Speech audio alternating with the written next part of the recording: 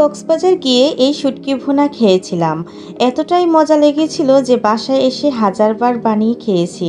Hello viewers, আসসালামু আলাইকুম। সবাই কেমন আছেন? আশা করছি অনেক অনেক ভালো আছেন।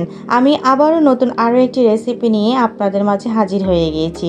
Journeys blog and cooking channel থেকে জানাচ্ছি সবাইকে অনেক অনেক স্বাগত।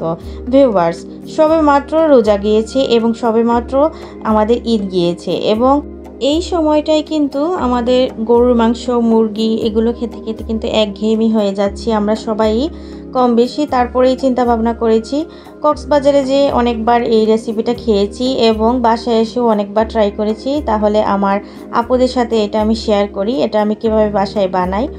তো আমি লটিয়া শুটকিটা প্রথমেই কেটে নিয়েছি, পরিষ্কার করে ধুয়ে নিয়েছি, তারপর গরম পানি দিয়ে একটা জাল করে নিয়েছি।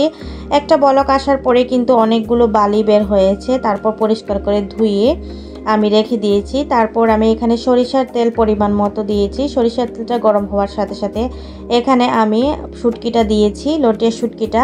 তারপর রসুন আস্ত দিয়েছি, তারপর পেঁয়াজের কোয়া আস্ত দিয়েছি এবং এগুলো সব কিছু আমি লাল লাল করে ভেজে নিয়েছি। এবারও আবার কিন্তু আমি পরিমাণ মতো সরিষার তেল দিয়েছি। আর এই সরিষার তেলটা খাঁটি হওয়ায় কিন্তু আমার আজকের রেসিপিটা অনেক ভালো হয়েছে। তো এই তো এখন আমি আবারও রসুন কুচি দিয়েছি, এখানে পেঁয়াজ কুচি দিয়েছি। আমি একটু বেশি করে করতেছি যাতে এটা 2 দিন যাবত থাকে আর আমি খেতে পারি ভাত দিয়ে। এটা শুকনা টাইপের করব আমি আজকে। এই শুকনা টাইপের শুটকি ভুনাটা খেতে কিন্তু দারুণ হয়। তো এবারে আমি দেখতে পাচ্ছেন আমি 3 থেকে 4টার মতো কাঁচামরিচ কেটে দিয়েছি এভাবে ফালি করে। এবারে ভালো করে লাল লাল করে নিচ্ছি সব উপকরণ।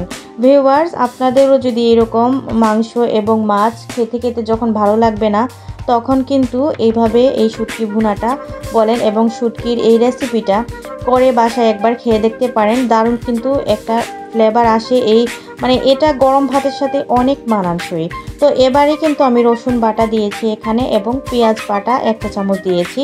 তো রসুন এবং পেঁয়াজ বাটা ভালো করে আমি এই মশলার সাথে পেঁয়াজ রসুনের সাথে কিন্তু মিক্সড করে নিব এবং এখন অপেক্ষা করে নেব লাল হওয়া অবধি।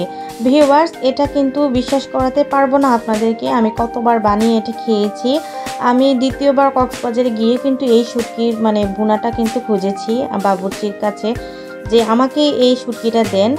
তো এবারে আমি লবণ দিয়ে দিয়েছি, তারপর দিয়ে দিয়েছি হলুদ, মরিচ, ধনে গুঁড়ো, জিরা গুঁড়ো। ধনে গুঁড়ো, জিরা গুঁড়ো আধা চা চামচ করে দিয়েছি এবং হলুদ মরিচ আমি 1 চা চামচ করে দিয়েছি।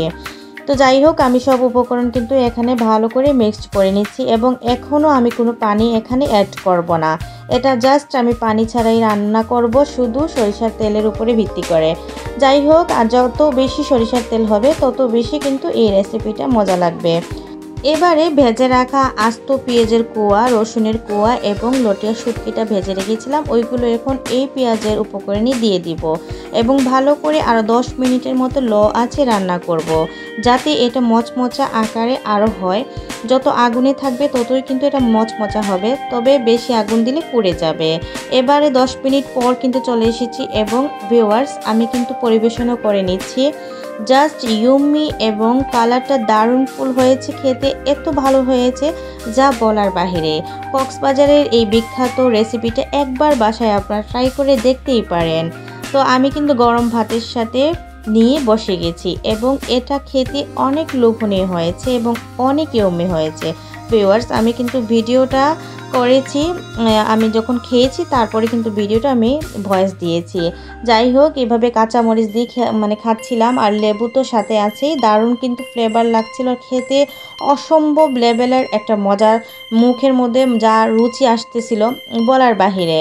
যাই হোক, আমার আজকে রেসিপিটা একবার হলে বাসায় ভিউয়ার্স আপনারা তৈরি করে দেখতে পারেন।